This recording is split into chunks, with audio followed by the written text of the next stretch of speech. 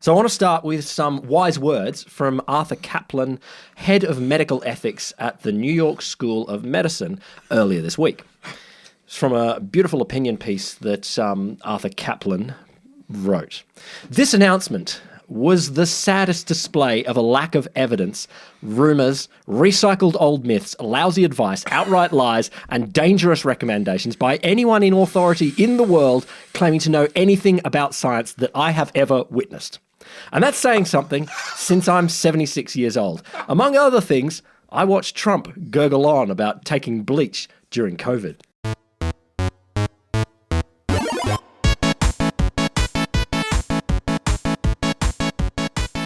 It's time for a little bit of science. I'm Will Grant, an Associate Professor of Science Communication at the Australian National University. I'm humbled. I'm Rod Lamberts. I am a 30-year science communication veteran with the mind of a teenage boy. And this week, as well as some wise words from Arthur Caplan and some not wise words from some others, we're going to cover a little bit of just following orders. I've got some yay space. We have to acknowledge the Ig Nobels because we're contractually obliged to acknowledge that there are people other than us out in the world who make science idiotic but also good. Nice. And I'm going to close us out with fun with animals, aka mouse on mouse. Mouse on mouse. Look, it's good to be with you. I don't know how closely you are following the news.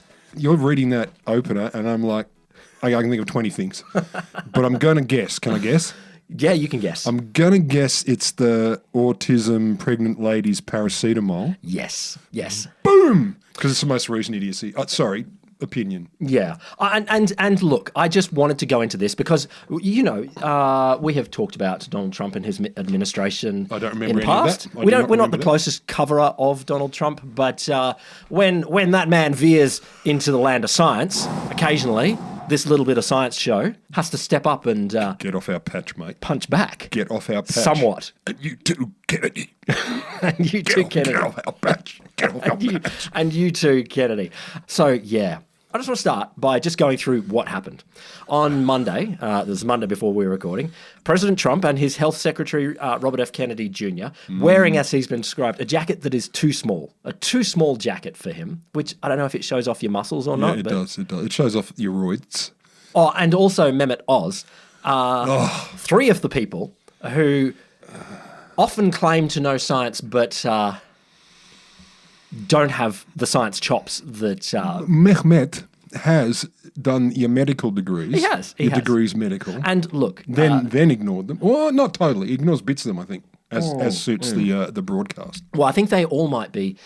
They treat science like a choose-your-own-adventure. Mm-hmm. Choose the bits that you like in science, not the bits that... You don't? You don't, Yeah. Anyway, a bunch of months ago, Kennedy promised that this time at this place, September, they would announce a cure for autism. Even that. Scientists everywhere said maybe you won't. Like colour me skeptical. Really? God damn. So I'm going to read a bit of Caplan's piece just because his was a fun one. The opening quote alone, seriously, we can stop recording after that. As I watched the top science and health officials of our nation, the American nation, flank the president, I was worried that given Kennedy's well-documented hatred of vaccines, things might not go well. I was right to worry. There you go. Things went as badly as they possibly could have gone. The big autism reveal was a total disaster.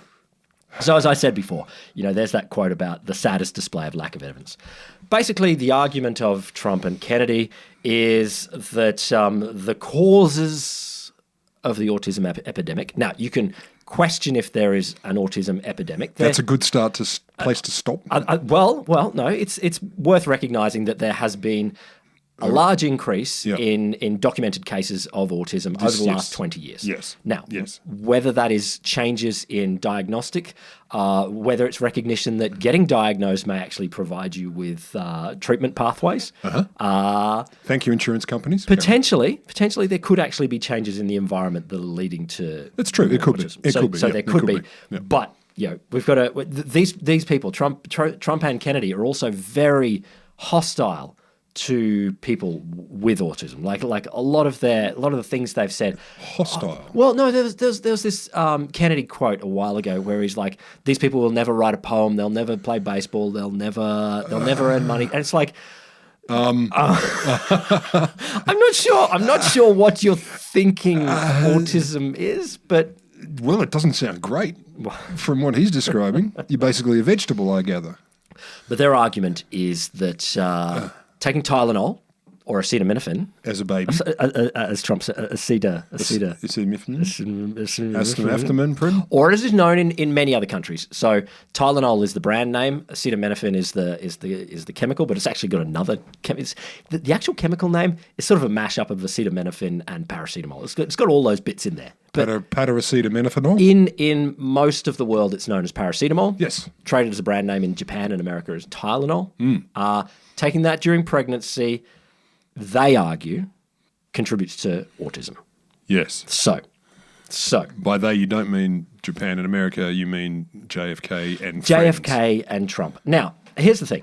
There is one study where the authors themselves said, yes, we have found a correlation here. Now, I don't know what you're thinking about correlations are. I've never heard of the word.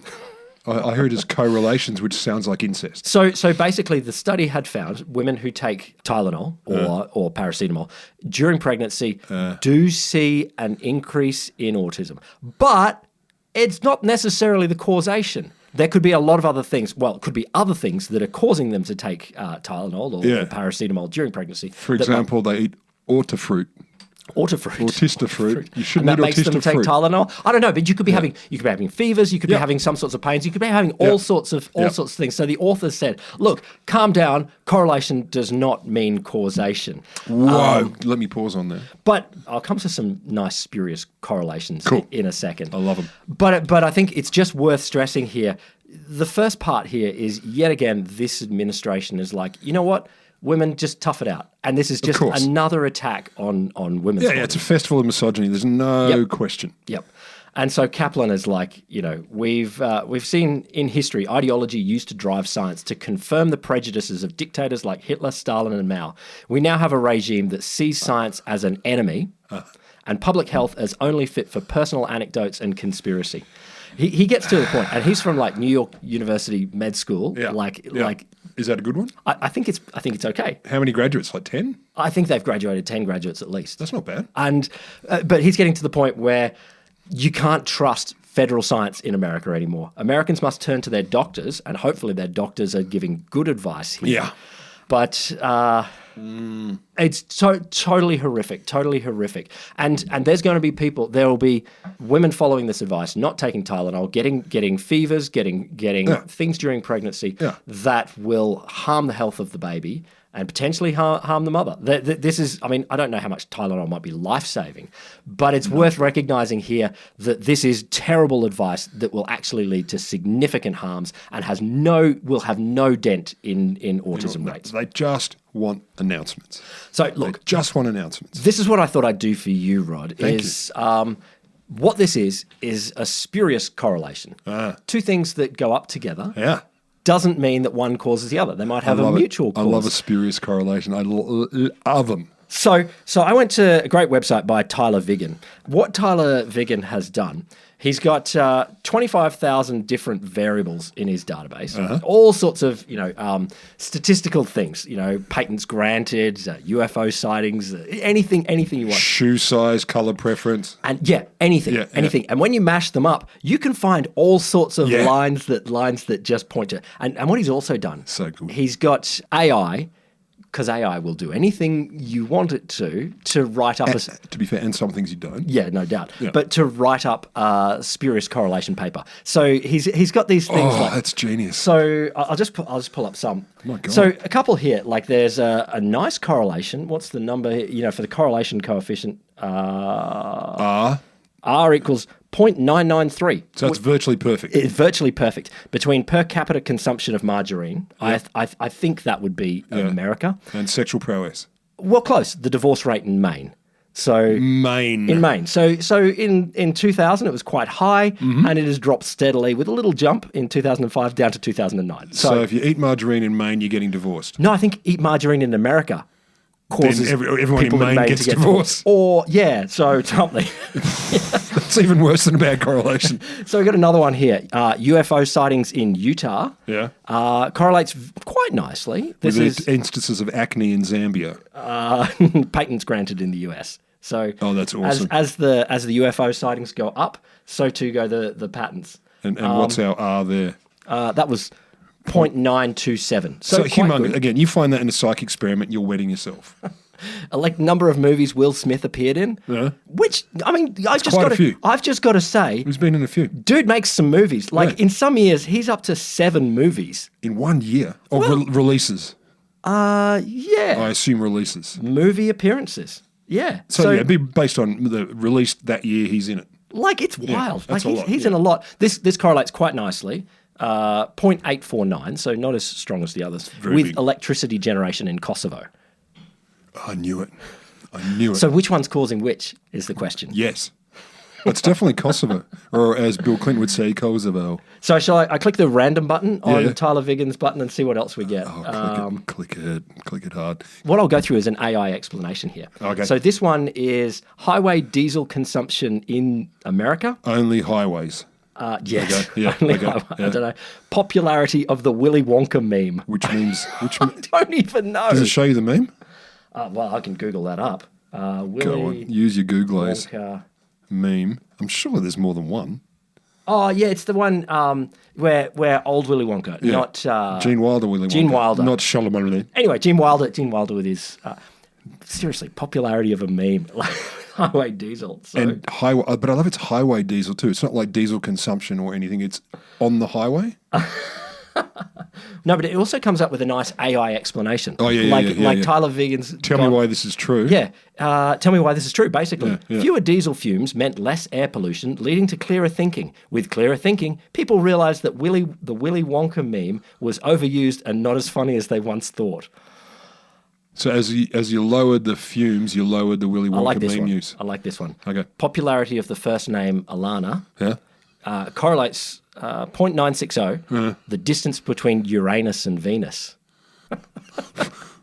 So but that's fine. That's just astrology. That makes sense. It's like as Uranus moves further from your Venus. And here's the AI explanation. Yeah.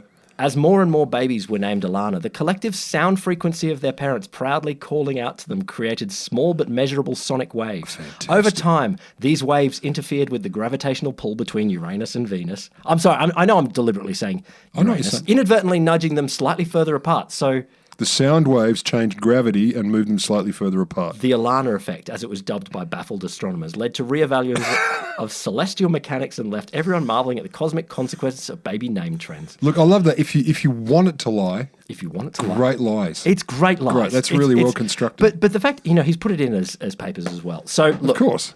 just to go back to the idiots in chief. Yeah. Correlations actually are useful in science, so let's not dismiss them all. No, they point to something. They point to at least something make that you go, should be- okay, let's look further or have a think about it. But what they're doing here is utterly dangerous and, Wrong as fuck. wrong as fuck. So, world's getting worse. There you go. Yeah, thanks. So 50 years ago, Stanley Milgram, good old Stanley, published Obedience to Authority. Now, anyone who listens to this... Is this like an anniversary? Like, Well, sort of, kind of, no, yeah. It's ish. So this is from a piece that was written September last year. But so he published the book, and for those of you, I don't know, for the 2 people among our listeners who's never heard of this, it's a classic psych study about deference to authority. And I know you know this. And it's also used as, and I used it a lot myself in lectures in days gone by, about how ethics, let's say, change over time within experiments, etc. So the bottom line was, after Nuremberg, when a bunch of German people, prison guards and stuff, said the only reason I did all these atrocities was I was just following orders. I was just following orders. Just following orders. So experiments were done in the US by Stanley Milgram, and it's argued by some, at least, the reason for doing these was to prove how Americans would never do that. Yes. So he set up the experiment. I should explain it, right? Just briefly. You should explain it. So just briefly, what he had is a situation where there'd be the participant in the experiment, or what they used to call the subject in the olden days, was told that they were participating in the effect of negative reinforcement on learning. So they sat in front of a large bank of switches and dials. There was a speaker in the room attached to the wall. They couldn't see another. There's another person who was the student. And there was a person with a clipboard, a white lab coat, looking very officious. Yeah. And they were like the experimenter. And they said to them, okay, you've got to ask the person in the other room questions. Whenever they get it wrong, you deliver an electric shock. Yep.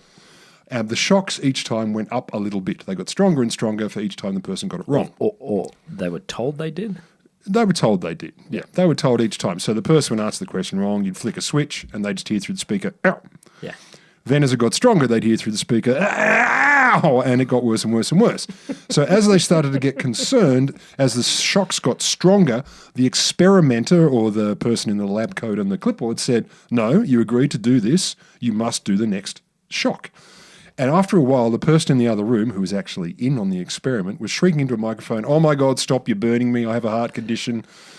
Terrible things like this. Then the person with the clipboard would say, no, you agreed. They know what they're in for.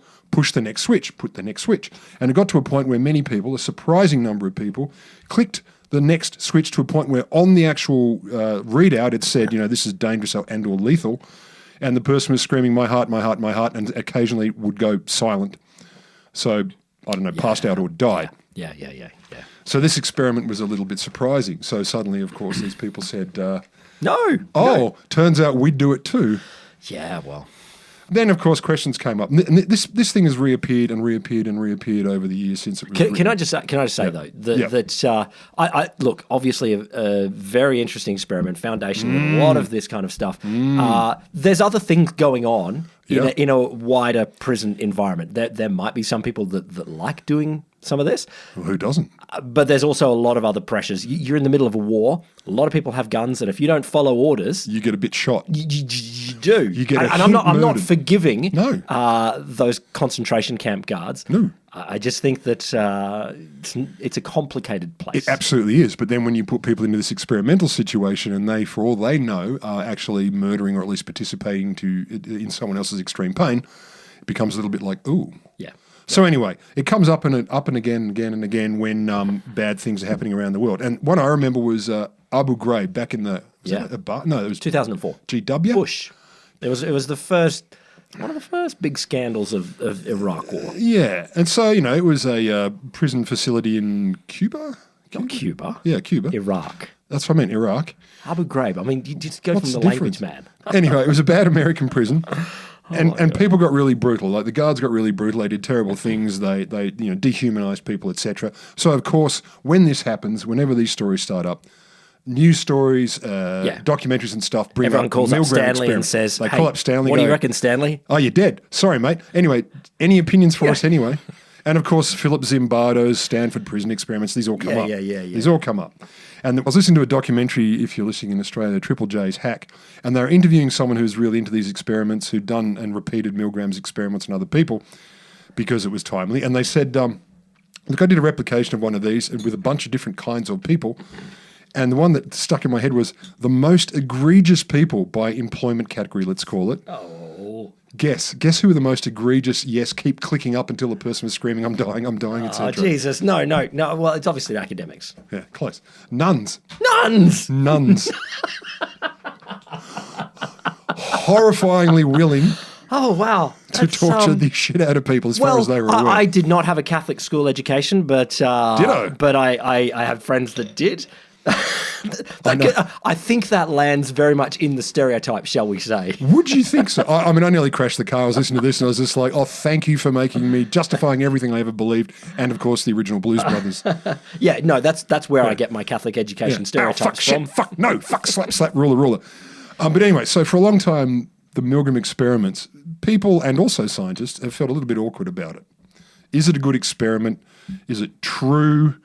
We, of course, know that everyone who hears this, and I know I did when I first heard about it, I thought, other people might submit to that, but there's no way I would. Yeah, no, I'd be like Gandhi Jesus. Yeah, I'd go on hunger strike instantly. And, of course, scientists at the time were particularly shocked at how many people just followed orders. So Milgram studies have been beaten and bashed, and they've had the shit kicked out of them for years. Ethics is part of it because you bring someone into a room, you get them to do this as a participant in the experiment, then they either feel frickin' stressed out in the experience or then they get told afterwards what was really going on, and they discover about themselves that they're prepared to do this. Yes. So that freaked people out. Yeah. You've also got situations where psychology reformers, as they're called, people who try to replicate studies, have tried to replicate or look at other ones. And there's a mob who said, well, look, maybe the people who were doing the learning, the people who were flicking the switches, didn't really believe it was true. They were just, playing along.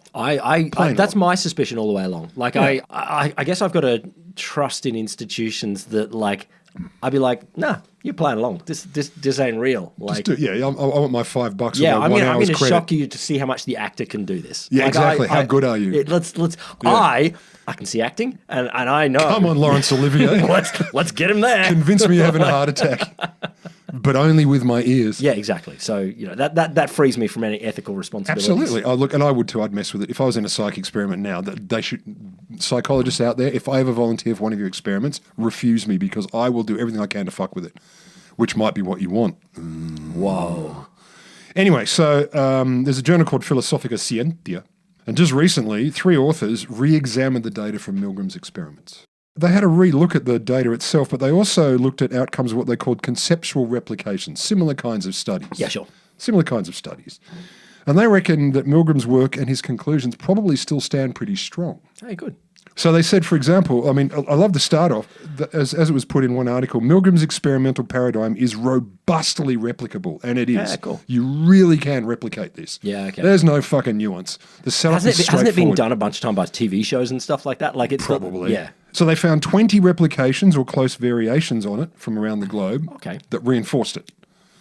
And so there's a couple. Like one, participants were ordered to torment job applicants by making negative comments and so forth until the applicants failed their qualification exams and lost their chance to be employed. Oh, jeez. Come on. I know. Like, what does that tell us? Tormenting people works. Yeah, being a shithead's bad. But the study is on the people who are prepared to do the tormenting. Yeah, okay. Sure. Yeah, not the tormentee, but the like, oh, you're prepared to keep tormenting these people because we told you to. Okay. Another one, a game show scenario. Participants were questions, and then they asked questions, and they shocked fellow contestants in front of audiences. Is this like a Japanese game show scenario? Sadly, probably not. They found that people would follow all kinds of instructions and authority figures to the point of causing other people extreme distress. Basically, they're saying there's a lot of track record in different ways in different countries under different scenarios that show that if you feel like you're being ordered by an authority figure to cause other people distress, many people do. Yeah. And so one of the questions, the big question was, when we flagged it a moment ago, do participants think the setups are real? And apparently there's strong evidence that that is the case. So there are videos of Milgram's experiments and other people running them. The participants were clearly extremely upset under heaps of stress. They're they're freaking out. This is horrible, but I must do it because the authority said. Yeah, I signed up for it. Also, after the trial, so Milgram would tell them the learner was not really being shocked and asked them if they thought it was real. And overwhelmingly, they said they were absolutely convinced it was true. And that was even the people who bailed early and didn't obey. So whether you obeyed or didn't, surely the people that bailed early were the ones that thought it was true. Yeah, but they all thought it was bailing real. if you think it's not. Well, they just might think it's shitty, but they believed it was really happening. So what's your take home on this? This is what I was wondering. Like, what is the take home on this? Because part of me goes, yay for it. Like, it's a cunning experiment. Like, all these things, it's very clever. Look, any experiment that 50 years later, I think in one sense it resonates so much with the time. But 50 years later that we are still thinking, oh, that tells us something about ourselves. Yeah. That is a powerful experiment. And look, we don't want it to be true. I get that. We don't want it to be true. But so I think there's been high motivation to pull it apart and say, not really.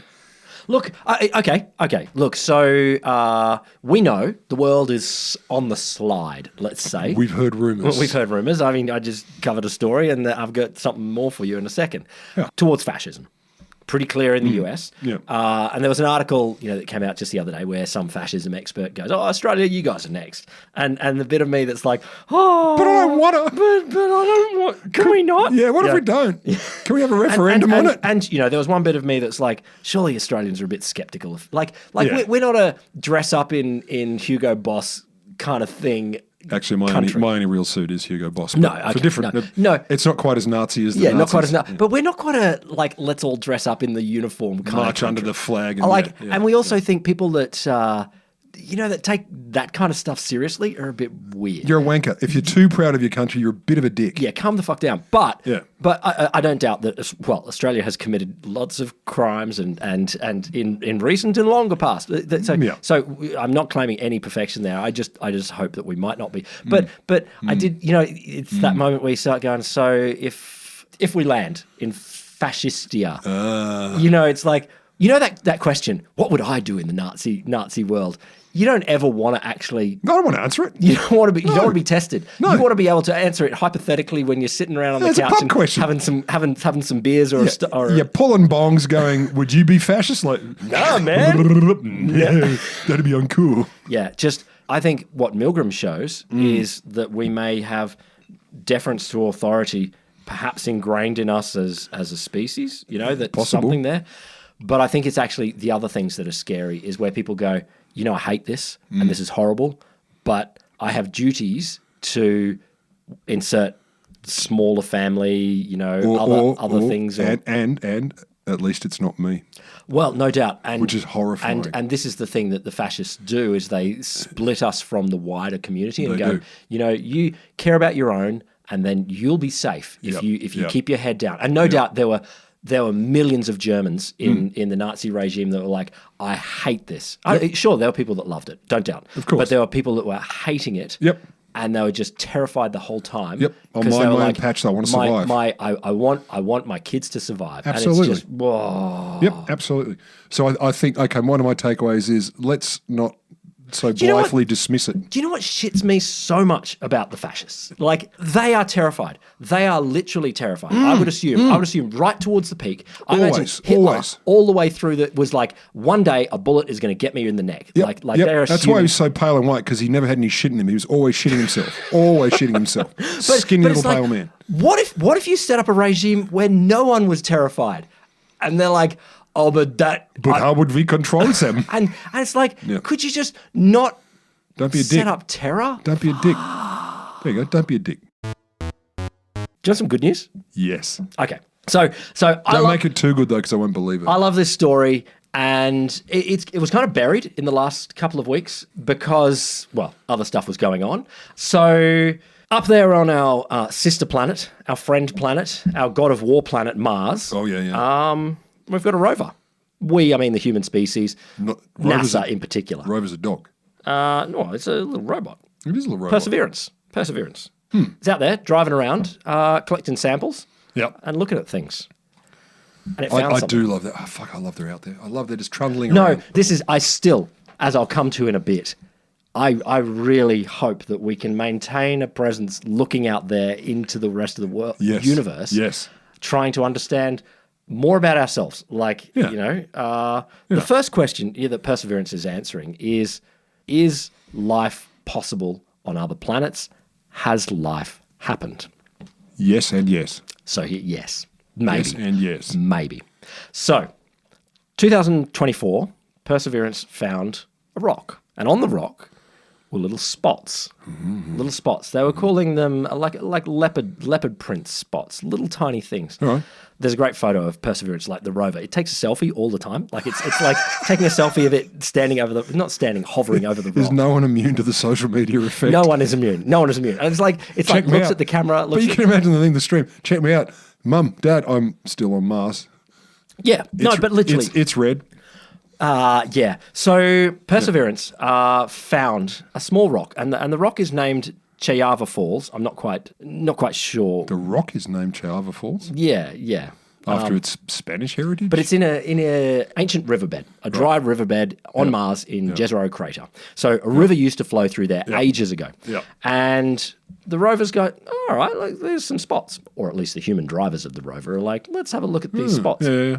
The rock itself is composed of clay and silt, which on Earth are excellent preservers of past microbial life. Yes. So, we've got lots of slates and things like that will show microbes doing what microbes do, letting off little bits of gas and doing stuff like that. Fighting and breeding or splitting. Now, Yep. Perseverance has a couple of different chemical analysis instruments. They've got a X-ray lithochemistry jobby. Obviously. And a Raman and luminescence for organics and chemicals jobby. Raman? Yeah, it's So like soup, curry, and I think so. yeah. I well, think you know, so. a rover's got to eat. I think so. Yeah, fair enough. And so it's had a look at the spots, and so these spots on the rocks could have been left behind by microbial life if it had used like raw ingredients, the organic carbon, sulfur, and phosphorus in the rock as an energy source. So these are not the microbes themselves, but they're evidence potentially of microbes living there, bubbling away. Microbe mining, doing the things that microbes do. Yeah. And the key thing here is, what Perseverance has to do is determine, could these have been from a non-biological process? So, like, was it Viking that did the little test where they squirted some stuff on some dirt and gas came out and people went, life? 70s or 80s, there was a Could Viking. have been, but gas coming out. Like, I think the compound's there. So the key thing is, what we have to do in any of these scenarios is we're looking for evidence of life, but what you have to find is signatures that couldn't be done in a non-biological process. Yeah. Now, it's always oblique. It's always like the so indicator of. There are ways to generate these little spots without the presence of life. Right. So it could have been sustained high temperatures that might have done things, or acidic conditions, or binding by chemical compounds that might have done these things in spots.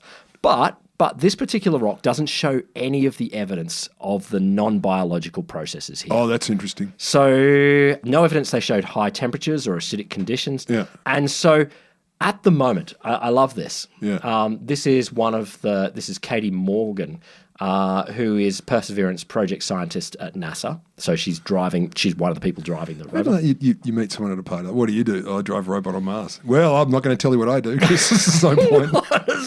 I clean dunnies and stuff. And I've just got to show you something that NASA remains one of the organizations that, yes, aspiration-wise, but also budget-wise, but also capacity-wise. No. Yes, bureaucracy. But they can do shit that is just shocking to me. Yeah. All right. So Katie Morgan says, one of the Perseverance projects, while abiotic explanations, that's non-biological, for what we see at this place are less likely given the paper's findings. We cannot rule them out. But what she's saying there, they're less likely.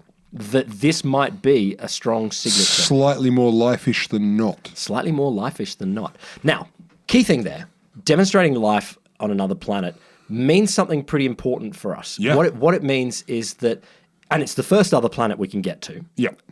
Maybe life is not that hard to evolve. Yeah. Intelligent life or whatever out there in the universe, but it does say something. Yeah. It says something really important. Like there's a couple of different scenarios. One is life itself is totally unique to Earth, and it's so random, so rare, so... Fuck, that would be tragic. It would be enormously tragic. Yeah. Maybe intelligent life is hard to get to. Now, we don't have evidence there, but having the idea that life itself could possibly have been on Mars, that actually changes like the possibilities for the entire universe. Yeah, absolutely. So this is great science. Yeah. And Sean Duffy, who is the NASA administrator appointed by Donald Trump, well, you don't have to tell me, applauded this. Did he? Well, he's fired. No, wait. This finding by Perseverance, launched under President Trump in his first time, is the closest we have ever come to discovering life on Mars. Oh, so the identification. Did Trump create life? Is that what he's saying? I think he's the identification of a potential biosignature on the red planet is a groundbreaking discovery and one that will advance our understanding of Mars, said Sean Duffy, NASA administrator. NASA's commitment to conducting gold standard science will continue as we pursue our goal of putting American boots on Mars's rocky soil. Now, I'm going to come back to that in a second. Yeah. Because the other thing that Perseverance is doing is it's leaving a lot of samples on the ground. So it digs into the ground. They need to be collected. So it comes out in a second. So it digs into the ground. It's got like 43 little tubes. It digs into the ground, gets some samples that are in the right spot. Looks like a little lightsaber. That's what everyone says. Yeah, they look shockingly like a little. Yeah. So it's leaving these little lightsabers. Sweet. I think it's left 33 of them so far. It's got like 10 more to go. Ooh. And the plan is, and I'm just going to show you a video here. I'm just going to take a while to Google it up, but I'll just show you this because it just made me so happy when I watched it this afternoon. The Mars Sample Return Vision. So this is from NASA. So, okay, key thing, we're blasting some shit towards Mars, and they're like, we landed, and cool, here I am, Perseverance, drilling some holes in Mars. Yep. There's my buddy, the Sample Return Mission. Wall-E actually has a friend. It's so awesome. Like, this is just mind-blowing out there. So picks up the little lightsabers. Pops it in its place. Lock it up. So obviously this is not actual vision. You know, this isn't actually happened? No, this is an ad. Little rocket blasts out of there with all of these samples. And then it leaves the two of them to get married. I think it does. I hope it does. I hope they both got like a chat GPT to talk to each other and fall in love or something like that. So a tiny micro rocket. So that goes up to a satellite, like a box off, it splits into little rockets. That connects up with a satellite in a second over Mars. I've just got to say, like the vision of. It's wonderful. Not only collecting these samples on Earth, having a robot driving around on Earth, collecting these samples. And then send up a buddy to get it back. Sending a buddy to go and pick them all back. It's wonderful. But President Trump's fiscal year 2026 proposed budget blueprint has called for a 24% reduction in NASA's top-line funding. Of course. And could slash the space agency's budget by 47%. I don't understand how that works. Who knows how numbers work? No. Well, they don't add up. And the Mars sample return venture... That's going to be a casualty of this. So here's the thing I just want you to remember. Sean Duffy's saying we want boots on the ground on Mars. That's not science. No. That's politics. Well, that's politics. That's a very different thing. We can learn more about life, the existence of life on other planets. Yeah. But getting boots on the ground, don't need it. That's not the thing that we need. So just put, like, I think, yes, it'd be cool to go to Mars. But put your dick away and let's get on with the stuff we can actually do very quickly and easily and find out. That's the slogan for science. Put your dick away. Now, it would be remiss of us. We are contractually obliged to acknowledge that we're not the only seriously overqualified idiots who take the piss out of science. Really? On the world stage for the good of humanity. Mm-hmm. And I'm talking about the Ig Nobels, which came out, the 35th year of the Ig Nobels. The ceremony dropped 18th of September this year, 2025, for those of you listening in the future. Their goal is to first make people laugh and then make people cry. That's what I meant. So they have the ceremony, I think it's in Chicago, but it's the awards are handed out by real Nobel laureates because you got to. I don't know how many of these you caught, but a couple of the most recent crop that I thought were fun and a couple of classics from history. I love them. I love them all. I think they're great. It's delightful. It's absolutely delightful. The fact that this happens makes me very, very happy. So one of the ones this year, William B. Bean, nail growth records. He's a physician. He spent 35 years meticulously recording the growth of his fingers and toenails. So straight away you're like, oh. Good on you, buddy. There are other hobbies. No, there's not. No, this is no, it. That's it. We're all going to do this now. It's not what's your hobby. It's how long have you meticulously been recording the length of your finger and toenail. I mean, I get, once you've started, you're like, well, I'm on a path now. Can't stop now. Like, I've got a week's worth of data. Yeah. Obviously, that's the rest of my life. Not doing this would be dumb. So apparently he was just curious about human biology and body changes over time. And we all are, changes in our body. So he regularly measures nail growth rate. He carefully documented scientific style across, 35 years, so 3.5 decades. He noticed consistent but subtle differences in nail growth between fingers and toes. Oh, okay. It changed by age, hand dominance, and circulation. I don't know how he measured circulation. How did you get a change in hand dominance? I think he noticed that it was maybe more in his dominant hand than the other, or less. There was a difference between his... Yeah, but it might just be... Yeah, okay, fair enough. What he does with that hand. I think that smells like correlation, not causation. How dare you? Just to put it on the record. To be better, like all correlations are based on observations of one data point. Him, yeah. Apparently, there may be data that help human aging, studies, metabolism, tissue regeneration, etc. Anyway, it shows the value of participant observation in science and long-term natural histories of the body. It does. What's more interesting is which prize do you think he won? Which version of the Ig Nobel? Look, they don't have the same categories as the Nobel. They have many of the same, but not only. I don't. This one is the same as a real one. Biology? Literature. Literature, of course. Do you want to know why? No. Yes. Me too. Why? I don't know. Literature. Because you use your fingernails for typing? Probably the way he wrote up it. Like the way he it was beautifully documented the fingernail growth and toenail growth and etc. That's one. Okay. Here's another one. Alcohol and foreign language ability. And this one, we already know this. I mean, we know if you've ever left the country or if you've ever been to a country where your native tongue is not spoken. So they wanted to know if alcohol consumption improves foreign language speaking ability. So they got volunteers who drank moderate amounts of alcohol before speaking their second language or having a crack at it. Yep. Moderate, I assume that means, I don't know, 10 to 15 drinks. I don't know. Don't encourage alcoholism. I'm not. I'm just talking about science here. Yeah, okay. So the results, participants often sounded more fluent and confident even when their vocabulary and grammar did not improve after a few bevs.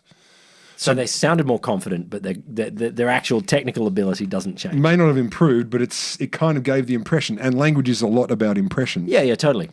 And there might be tonal elements there. There may well be. You might be using your gestures There may well more. be. So apparently, it's about, alcohol reducing social anxiety, stuff like this. Guess which prize they won? Oh, this is definitely physics.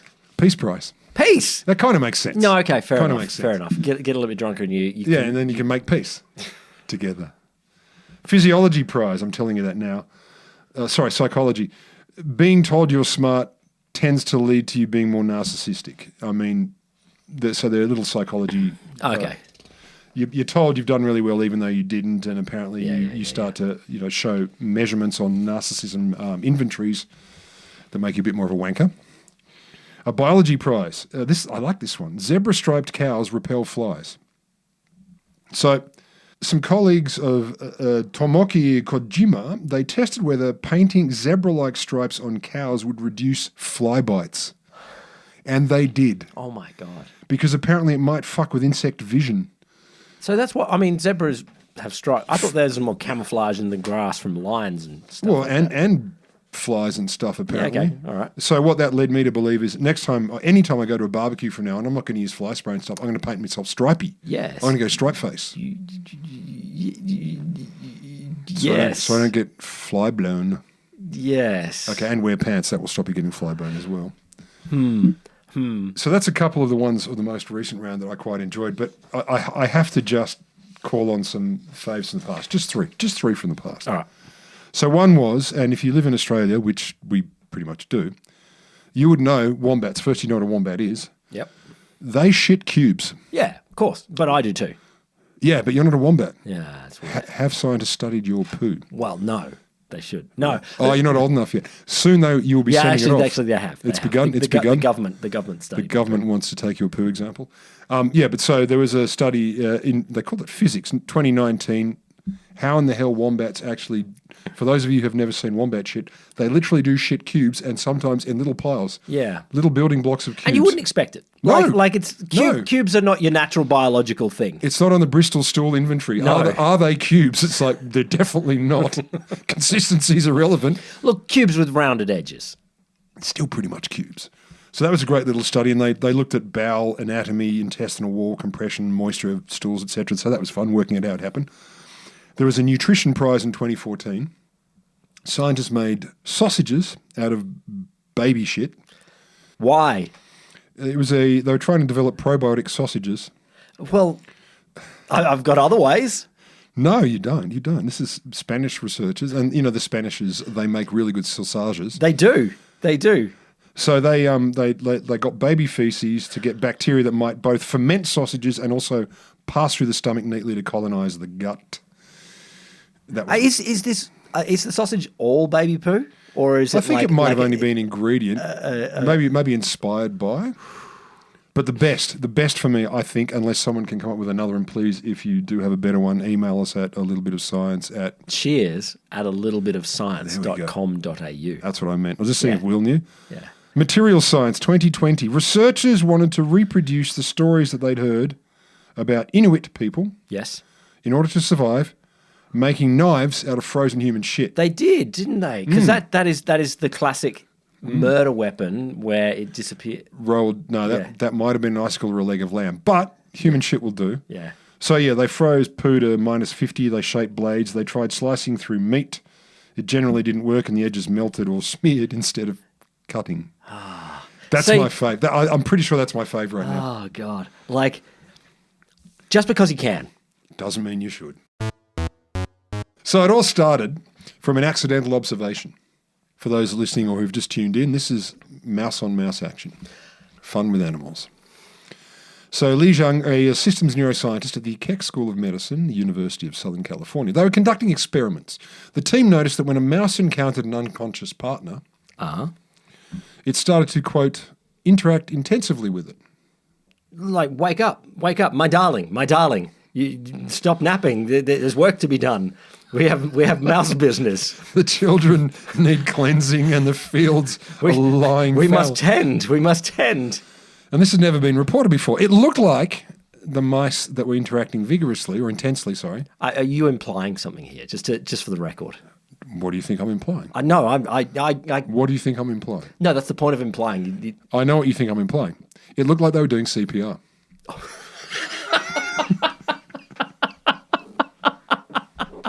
I love that. I know. It looked like they were doing CPR or versions of CPR. I've got full Ratatouille in my mind. Yeah. I just Pull the hair and keep them alive. So not all experts were convinced, but there are anecdotes of wild animals like elephants, chimps, dolphins, etc., trying to help others of their species who may be in need or need rescuing. But they hadn't seen it in mice, so it was time to do some science. But they hadn't seen it in mice. No, of course not. I don't know how much CPR happens in the animal kingdom. I think you're burying the lead here. Some. Some. I want to see some elephant CPR. Can you imagine that? I broke him again. Scrunch. I told you, sweetheart, a little more gentle. Just use one colossal foot. So they decided to science the shit out of this. And in fact, it got scienced at the level that it was published in Science magazine February this year. That's some good science. So step one, you knock a mouse out with anesthesia, like you don't punch them. No, I get it. Then you have step two, another mouse comes across the knocked out one. So dum-de-dum-de-dum. Yeah. Ooh, knocked out mouse. And you video it. Are they friend mouse or stranger mouse? Well, we'll get to that. Oh, good. That matters. Yeah. So the first mouse that wandered past one of these knocked out mice performed a set of behaviours towards the unresponsive partner. First, it sniffed the unconscious mouse, sniffed its body, and then started grooming the animal, like, wake up, I'll take the ticks off you. Yeah. Two, it starts biting the mouth of the unconscious mouse and pulling its tongue out. So basically it looks like it's clearing the airways. That actually does sound like it. Doesn't it? Doesn't it? Like, I mean, certainly, tongue going, wrong can be a way of blocking the airways. It doesn't help. Also, when they put different objects in the mouth of the unresponsive mouse, I think I'm lisping when I'm not. The mouth of the mouse. No, you got it right. So they put different objects in it. The observer wandering by mouse would pull that object out. I love this. So they are clearing the airways. So more experiments. They wanted to rule out whether this behaviour was motivated by a desire for social interaction or curiosity or something else. So like, what's going on? So they did some manipulations, details not here. They found a mouse was more likely to do this rescue behaviour to a familiar partner than a stranger. Okay. So a mouse they knew. Well, that's a thing. So it suggested their actions weren't motivated by aggression. Female rescuers went through more of this routine with strangers than males did. So maybe there was stronger empathy with the ladies. The ladies were a bit more like, it might be a stranger, but hey, it's a mouse in need. Yeah. And a mouse in need is a friend indeed. Indeed. As all mice say. Yeah, indeed. And it turns out mice rescuers who had no previous experience of interacting with an unconscious peer would also have a crack, which means the behaviour may be innate. So male or female, they kind of go, unconscious mouse, that's not cool. I'll try and help. It also turns out the recipients of first aid behaviour would revive more quickly from their anaesthetised state than the ones who didn't get the first aid behaviours or apparent first aid behaviours. But of course, researchers are being careful. Like, is this actually intentional? No, fuck it. Dive in. Just declare it. Just say, mice try to resuscitate each other. I want to thank you deeply for that, because that makes me have so much more faith in the world is worth it. The world is worth it. I love it. Even mice give a shit about each other to the point where they will try and resuscitate their peers. That's beautiful. I think it's wonderful. That's beautiful. Look, that's your half a dozen little bits of science. Yeah. Put them in the bank. Yep. Keep them there, and when you're at a dinner party or a social function, you just bore your... You're at a football game, just shriek it out to the people next to you. Yeah, mice resuscitate. Did you know Mooses. it's not sexual? Yeah. Did you know it's not sexual? Give us a 14.5-star rating on any platform you can get your hands on. I don't care what it is. Do it with quill and parchment and throw it at your neighbours. Yeah, exactly. Write to Thomas Paine. In the past. And send us some sort of email. Cheers, a little bit of science.com.au. And yes, we'll be returning to YouTube Music for those who have begged us and said we must quit our current platform and go somewhere else. We will. We'll go everywhere.